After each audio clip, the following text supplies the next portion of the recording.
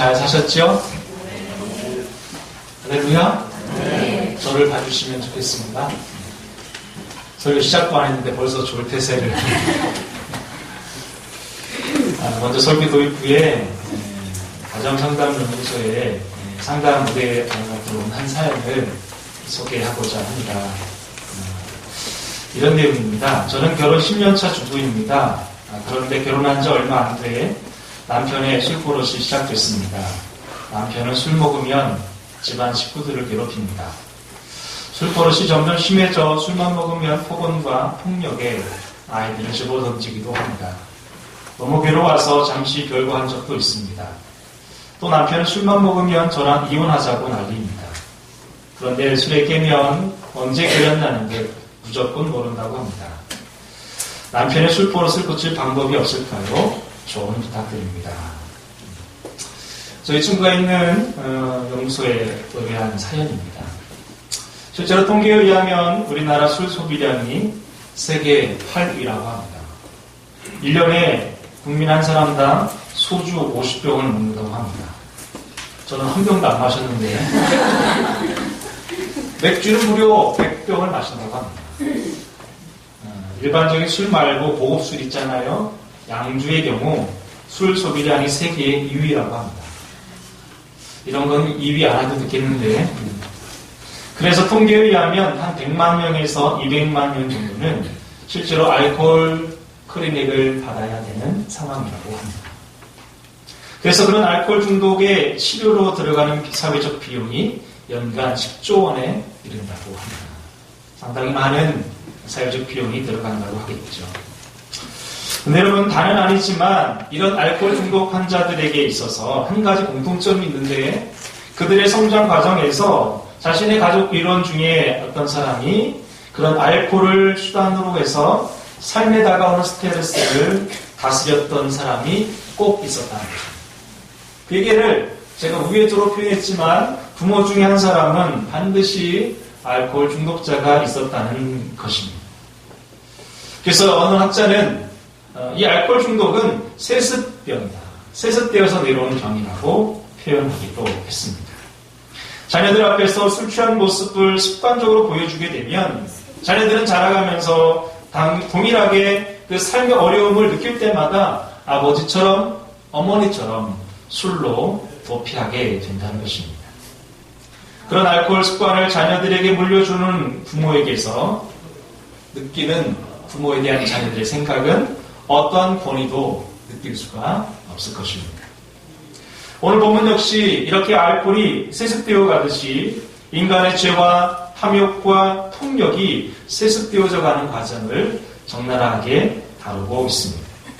우리가 잘 알고 있는 악한 포도 농부의 비유입니다. 실제로 일어난 사건은 아니지만 비유를 들어서 그렇게 설명하고 있다는 것이죠. 우리는 지난주 종교 지도자들인 대제사장들과 서기관과 장로들이 그 전날 예수님께서 성전 안에서 비둘기 파는 사람들과 환전상의 상을 뒤집어 엎은 일들을 꼬투리 잡아서 예수님께 나와서 당신이 무슨 권위로 있다고 일을 하냐고 이제 따져 묻는 이야기를 들었습니다. 그런데 예수님께서는 그 권위에 대한 즉답을 회피하시고 되묻는 방식으로 그 답을 하셨죠. 그러자 그 질문을 받은 종교 지도자들이 이렇게 반응했죠. 11장 33절 말씀을 읽어보도록 하겠습니다. 시작. 이에 예수께 대답하여 이르되 우리가 알지 못하노라 하니 예수께서 이르시되 나도 무슨 권위로 이런 일을 하는지 너희에게 읽지 아니하리라 하시니라. 알지 못한다. 예수님의 질문 속에 이미 답이 있었는데 세례 요한의 권위를 인정하게 되면 예수님의 권위를 인정하게 되기 때문에 그것을 인정할 수도 없고 또 아니라고 얘기하면 여론의 들끓음을 따라서 돌팔매를 받을 것 때문에 중도적 입장인 잘 몰라요 이렇게 대답을 한 거죠. 그러자 예수님도 그들에게 대하여 즉답을 회피하시고 다시 한번 비유를 들어서 당신의 권위를 그 종교 지도자들에게 설명하고 있는 내용이 바로 오늘 말씀이라고 할 수가 있습니다. 즉 어제 그제 지난주에 배웠던 그 되묻는 방식과 오늘 비유의 방식은 똑같이 예수님의 권위를 설명하는 본문이라고 할 수가 있겠습니다. 오늘 우리는 예수님의 이 비유의 말씀을 통해서 그들이 붙들고 있었던 세속적 권력의 실체를 보게 될 것이고, 또 한편으로는 하나님께서 예수님에게 부여하신 참된 권위를 알게 될 것입니다. 우리 모두는 그런 세속적인 권력과 탐욕과 폭력과 그렇게 세습되어진 죄를 버리고 성경에서 말씀하시는 예수님의 참 권위 앞에 들어가시기를 주님의 이름으로 축원합니다. 그렇다면 오늘 성경이 오늘 예수님의 권위를 첫 번째 어떻게 설명하고 있냐면, 예수님의 권위는 역사성이 있다, 그렇게 설명하고 있습니다. 1절과 2절의 말씀을 함께 읽어보도록 하겠습니다. 시작. 예수께서 비유로 그들에게 말씀하시되, 한 사람이 포도를 만들어 산 울타리로 두르고 줍지 않은 뜰을 만들고 망대를 씌워서 농부들에게 쇠를 주고 타국에 갔더니, 때가 이르매 농부들에게 포도원 수출 얼마를 받으려고 한 종을 보내니. 오늘 말씀은 비유, 즉 풍류적 요소가 있습니다. 오늘 본문에 등장하고 있는 예수님의 비유 안에 등장인물 중에 포도원 주인 있잖아요. 이 주인은 바로 하나님을 의미합니다. 그리고 농부들이 있습니다. 오늘 이 소작인들은 바로 이스라엘 백성 혹은 지도자들을 의미한다 하겠습니다. 그리고 그 주인이 소출의 얼마를 받으려 파송한 종 있잖아요. 그 종은 선지자들에 해당합니다. 그리고 뒤에 나오는 사랑하는 아들은 바로 예수님을 의미합니다. 그리고 제일 마지막 절에 보시면 다른 농부에게 이 포도원을 주겠다고 할 때 그 다른 농부는 바로 영적 이스라엘인 교회를 상징합니다. 이것이 오늘 이 풍유적 요소에 다 있습니다. 하나님은 오늘 포도원을 직접 만들었다고 표현하고 있는데, 오늘 본문 1절의 말씀에 보면 먼저 산울, 즉 울타리를 치셨다고 말하고 있죠. 포도원을 해치는 짐승들과 열매를 탈취하는 침입자로부터 포도원을 지키기 위해서 하나님은 울타리를 먼저 치셨습니다. 그리고 적지 않은 기구도 만드셨습니다. 포도원 수출에 대한 기대치를 의미한다 하겠습니다. 그리고 망대를 세웁니다. 이 망대의 요소는 감시의 요소도 있지만 소출을 얻은 포도를 보관하는 창고의 개념도 있습니다. 어쨌든 오늘 하나님은 이스라엘 백성들을 열심히 보호하시고 열심히 가꾸시고 열심히 지키시는 모습으로 등장하고 있습니다. 그리고 그 포도원을 농부들에게 새로 주었습니다. 즉 종교 지도자들과 왕들에게 그 나라의 통치를 맡기신 거죠. 이제 2절에 때가 이르렀습니다. 이제 그 포도원으로부터 수확을 얻을 때가 되었기에 소출을 얻기 위해서 종을 보내었습니다. 그런데 그들은 그렇게 원하는 대로 반응하지 않았습니다. 여러분 레위기 19장 22절, 25절, 23절, 25절을 찾아보시면 좋겠습니다. 레위기 19장 23절과 25절입니다. 뇌의 위기가 오는 책 레위기 찾아서 한번 같이 읽어보겠습니다. 19장 23절로 25절입니다. 시작. 너희가 그 땅에 들어가 각종 과목을 심거든 그 열매는 아직 할례를 받지 못하는 것으로 여기되 곧 3년 동안에 너희는 그것을 할례를 받지 못하는 것으로 여겨 먹지 말 것이요 넷째에는 모든 과실이 거룩하니 여호와께 드려 찬송할 것이며 다섯째에는 그 열매를 먹을지니 그리하면 너희에게 그 소산이 풍성하리라. 나는 너희 하나님 여호와니라.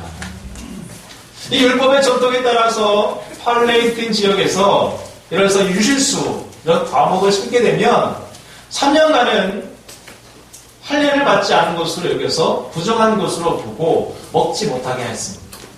그리고 4년째 소득의 소출이 얻어지면 그것은 하나님께 드리도록 했습니다. 그리고 5년째야 되어서야 비로소 사람이 먹을 수가 있게 되었습니다. 다시 말해서 이 율법을 그대로 적용하면 이 포도원 주인은 적어도 4년 동안 이 소작인들에게 계속적으로 인건비를 지출해야만 했던 것입니다. 그리고 그 포도원에 들어가는 일체의 비용을 다 지불해야만 했던 것입니다. 4년을 기다려서 5년째 되는 해에 이제 비로소 소득이 났기에 그 주인이 소출을 요구하는 것은 당연한 것입니다. 하나님의 수고와 헌신으로 이스라엘이 만들어졌으니 그를 통해서 하나님의 나라가 확장된 것이 맞습니다. 실제로 하나님은 이스라엘 나라 안에 깊이 개입하셨죠. 여러분 창세기 11장 하반절에 보면 한 사람 아브라함을 부르심으로 이스라엘 나라가 시작됩니다. 그는 상처와 불임의 대표의 아이콘이었습니다. 정말 상처 많고 억눌리고 우상에 찌들었던 아브라함을 불러서 하나님의 사람이 되게 하셨습니다. 하나님은 그들 가운데 특별히 아브라함과 100년을 함께 동행해 주셨습니다. 그가 믿음의 조상이 되도록 그의 믿음을 훈련시키고 가꾸시고 돌보셨습니다. 그리고 그의 아들 이삭에게도 하나님은 함께 하셨고 또 그의 아들 야곱에게도 함께 하셨고 야곱이 낳은 12아들과도 하나님은 꾸준히 함께 하셔서 지켜주셨습니다. 그리고 400년 동안 애굽에 있을 때에도 그리고 애굽에서 빠져나온 모든 가정 안에서도 애굽에서 나와 가나안 땅에 정복하는 정착하는 그 모든 과정에서도 하나님이 직접 개입하셨습니다. 즉 이스라엘의 역사를 연구해보면 모두 하나님의 역사라고 할 수가 있습니다. 여러분 어디 하나님의 역사가 이스라엘 나라에만 개입하셨을까요? 바로 오늘 우리의 교회와 우리의 가정과 우리의 개인 안에도 하나님이 역사하고 있는 줄로 믿습니다. 요즘 제가 침묵기도를 훈련하고 있습니다. 내면의 여정을 연습하고 있습니다. 그런데 여러분 이렇게 영적 여정을 이렇게 하다 보면 현재에서 시작하는 게 아니에요. 우리의 영적 여정은 현재 시점에서 시작하는 게 아니라 과거에서부터 쭉 거슬러 올라가게 됩니다. 여러분 중에 과거가 없는 사람이 어디 있겠어요? 우리 다 과거가 있는 여자, 과거가 있는 남자들입니다. 다 사연이 있죠. 행복했던 사연도 있고 불행했던 사연도 있습니다. 그런데 여러분 그 사건과 사연 이면에 들여다보면 거기에 하나님이 계십니다. 여러분 우리의 기도는 우리의 영적 여정은 그것을 찾아가는 여정이 맞습니다. 저 역시도 그 여정 안에서 저를 들여다보았더니 저의 중고등학교 시절이 보였습니다. 가정 형편 때문에 인문계 고등학교의 진학을 포기하고 공업고등학교에 진학할 수밖에 없었습니다. 상대적인 열등감과 박탈감이 힘들었었고 또 실제로 등록금을 스스로 마련해야만 했습니다. 기능올림픽반에도 들어가고 방송반에도 들어가고 가전제품 수리반에도 들어갔어요. 하여튼 근로장학금이 나올 수 있는 곳이라면 다 도전을 했습니다. 그렇게 고등학교 3년 과정을 마치게 됐고 학부에 가서도 여전히 마찬가지였습니다. 학점을 관리해야만 했고 또 아르바이트로 겨우겨우 대학을 마칠 수밖에 없었습니다. 개인적으로 봤을 때 그런 기간 안에 하나님이 과연 계셨을까라는 생각이 들 정도입니다. 좀 나는 좀 버듯한 집안에 자식으로 태어났을까 그런 마음도 들었습니다. 그런데 여러분 우리가 또 저 자신이 이 과거의 열정 안에서 저를 바라보니 그 힘든 시기 때 바로 친구의 전도를 받아 교회에 나가는 시간도 바로 그때였습니다. 힘들지 않았다면 친구의 복음 전도를 수용하기는 어려웠을 것 같습니다. 그때 하나님을 인격적으로 만났고 그리고 그렇게 얻어진 장학금들은 저의 열심이 아니라 하나님이 주신 만나와 매출하기였던 것이죠. 저만이 아니라 오늘 예배를 드린 여러분의 인생과 역사 안에도 하나님이 깊이 역사하신 줄로 믿습니다. 하나님의 권위는 스스로 땀을 흘리시고 헌신하셔서 세워진 권위입니다.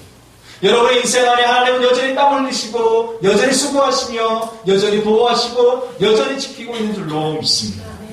우리의 삶에 그렇게 구체적으로 역사하신 그 역사하심을 따라 우리의 역사가 기록되어져 가고 있는 것입니다. 나의 수고와 나의 열심이 아니라 하나님의 수고와 하나님의 열심으로 우리의 인생의 역사가 기록되어져 가고 있는 것입니다. 그래서 우리는 그 권위 앞에 순목하여 살아간 것이지요. 근데 여러분 이런 하나님의 권위와 하나님의 수고에 대하여 이스라엘 백성들이 어떻게 반응했을까요?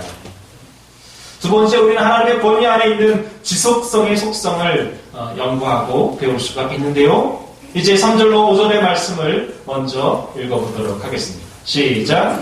그들이 종을 잡아 심히 때리고 거저 보냈거늘 다시 다른 종을 보내니 그 머리 위에 상처를 내고 능욕하였거늘 또 다른 종들이 보내니 그들이 그를 죽이고 또 그 외에 많은 종들도 더러는 때리고 더러는 죽인지라. 하나님이 그렇게 열심히 수고한 밭을 지도자들과 이스라엘 백성들에게 새로 주고 맡겨놓고 떠났는데, 그래서 서출을 얻기 위해서 종을 보내었더니 그만 붙잡아 때리고 빈손으로 보내고 말았습니다.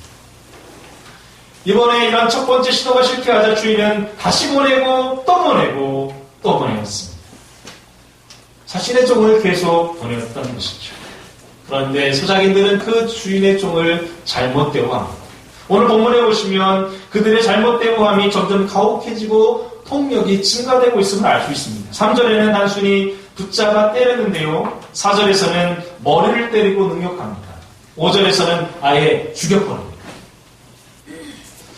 더 당혹스러운 것은 5절 하반절에 보시면 그 외에도 많은 종을 때리고 더러는 죽였다는 표현이 있습니다.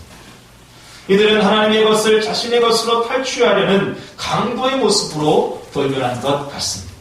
그래서 성전 안에서 주님께서 여기는 만민이 기도하는 집이 아니라 강도의 구렬이 되었다는 말씀과 연결되어지는 것 같습니다.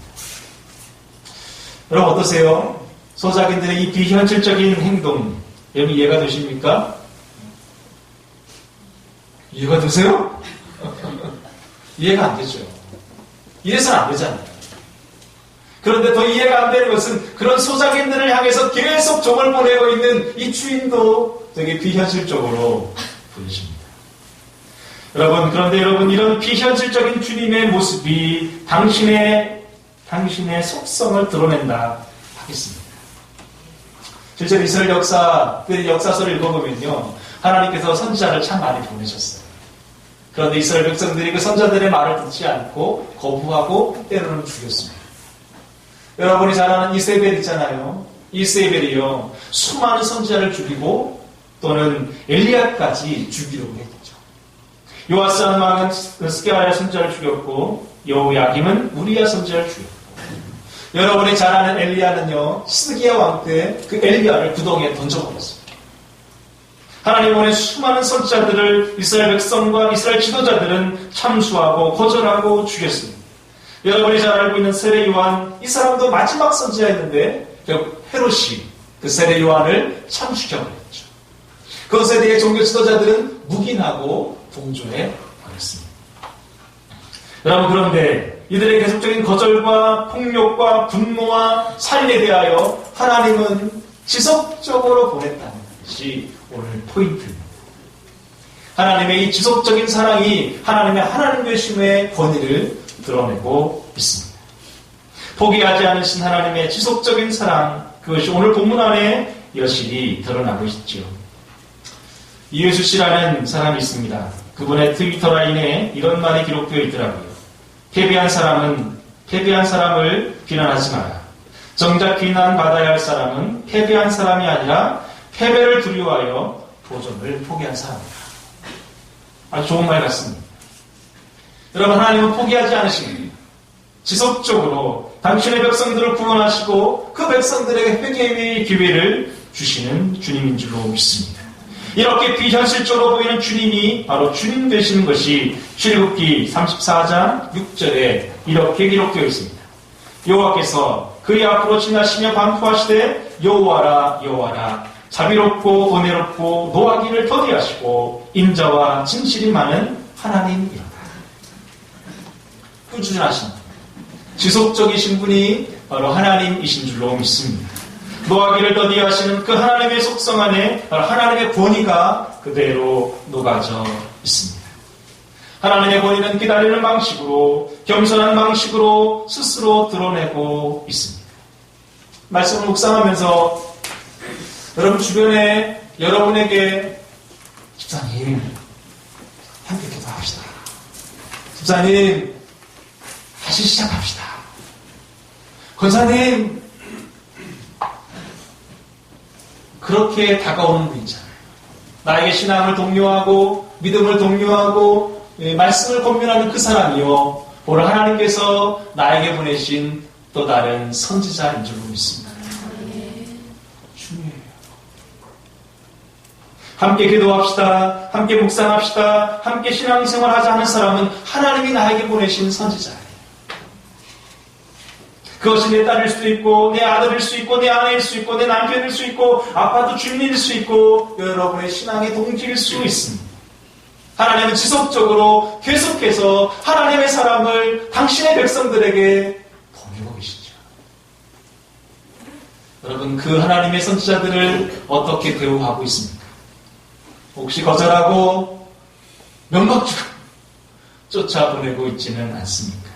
어쩌면 오늘 본문도 오늘 설교도 오늘 우리의 순모임도 그렇게 다가오신 또 다른 선지자들의 말씀과 행위인 줄로 믿습니다. 그래서 여러분 옆에 있는 지체들을 소중히 여기시기를 주님으로 축원합니다. 서로 인사해볼까요? 이렇게 해봅시다. 당신은 나의 선지자입니다. 시작. 당신은 나의 선지자입니다. 네, 여러분의 표정은 네가 무슨 선지자야? 다 하나님이 우리에게 보내신 선지자들이에요. 소중히 여기시기를 주님 이름으로 축원합니다.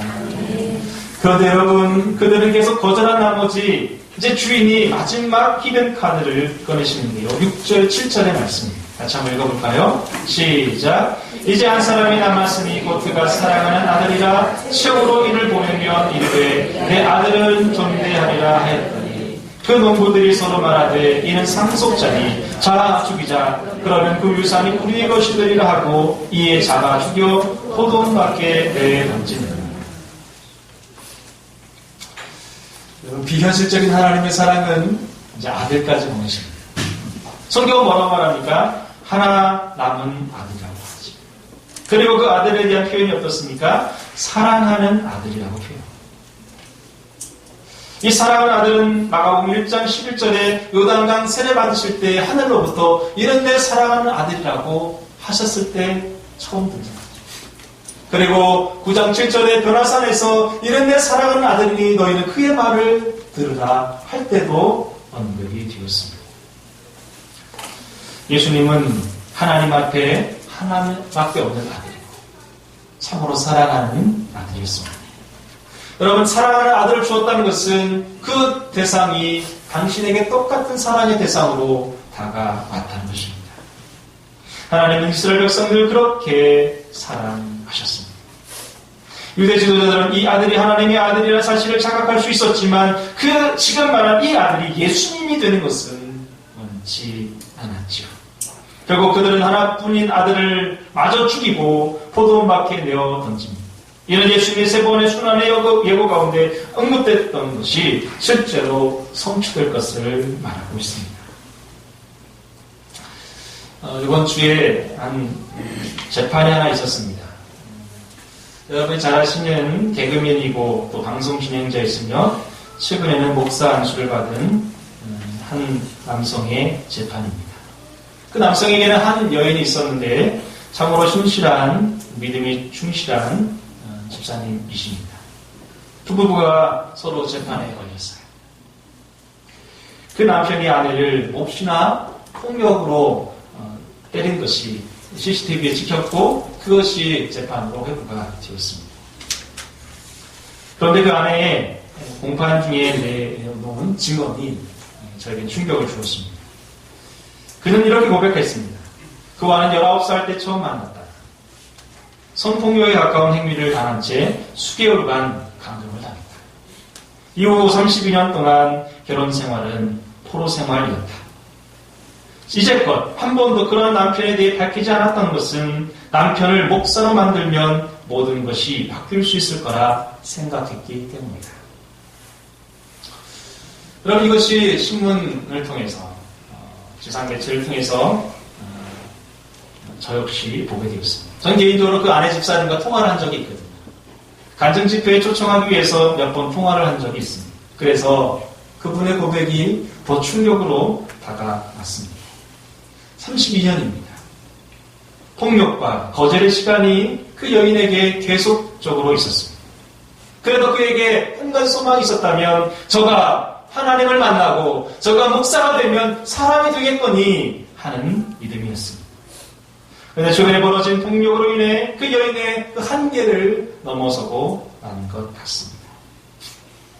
아내 집사님도 불쌍하지만 사실은 더 불쌍한 것은 그 아내를 통해 다가오신 하나님을 끝내 거절한 그 남편이 참으로 불쌍해 보였습니다.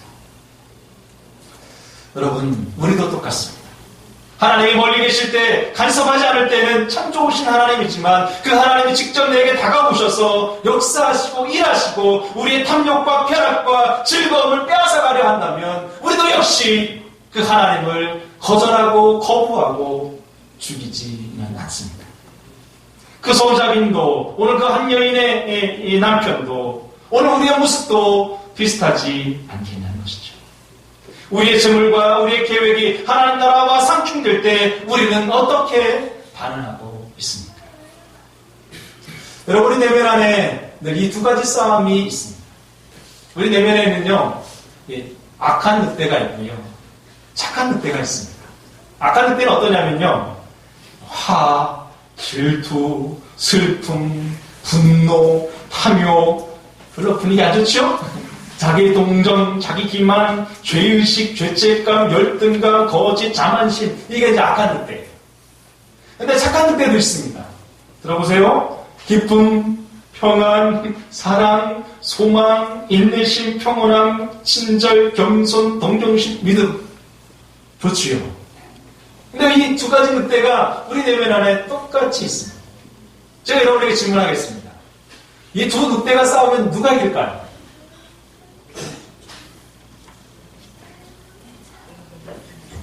네, 준환 집사님, 누가 이길 것 같습니까? 왜 나한테 질문해? 소명 집사님, 누가 이길 것 같아요? 악한 늑대가 이길 것 같아요? 본인 얘기하지 마시고. 소명 집사님, 누가 이길 것 같습니까? 후자가 이길 것 같다고요? 네. 살짝 알아보셨습니다. 정답은요, 여러분이 먹을거리를 주는 늑대가 이기게 되겠습니다. 여러분이 잘 먹이는 늑대가 이기게 되어 있어요. 밥도 주고 간식도 주고 뼈다귀도 주고 살도 주고 그렇게 잘 배불리 먹인 늑대가 결국은 이기게 되어 있습니다. 좀 생각을 많이 하시죠. 우리 안에 일어나는 이 큰 싸움, 이 큰 전쟁에서는 누가 이기느냐, 그것 자체가 문제가 아니라 내가 더 관심을 주고 집착하는 것이 이기게 되어 있습니다. 사랑하는 성도 여러분, 하나님의 권위는 지속적으로 다가오시기 때문에 권위가 있는 것입니다. 한 번의 사랑이 아니라 일시적인 사랑이 아니라 지속적인 사랑으로 우리에게 다가오시기에 그 하나님의 하나님 되심이 있는 줄로 믿습니다. 그렇다면 그렇게 다가오시고 지속적으로 꾸준하게 사랑하시는 그 하나님에 대하여 여러분은 어떻게 반응하고 있습니까? 하나님의 지속적인 사랑은 묵상과 기도와 예배와 섬김과 헌신을 통해 날마다 우리에게 다가오십니다. 그럴 때 우리는 자기를 부인하고 자기를 죽이고 자기 십자가를 지고 주님을 따라가야 되지 않겠습니까? 자기를 죽이라고 했더니 다가오신 하나님을 죽이고 하나님의 사람들을 무시하고 그렇게 살아가는지 않습니까? 하나님의 하나님 되심이 왜 하나님 되시느냐?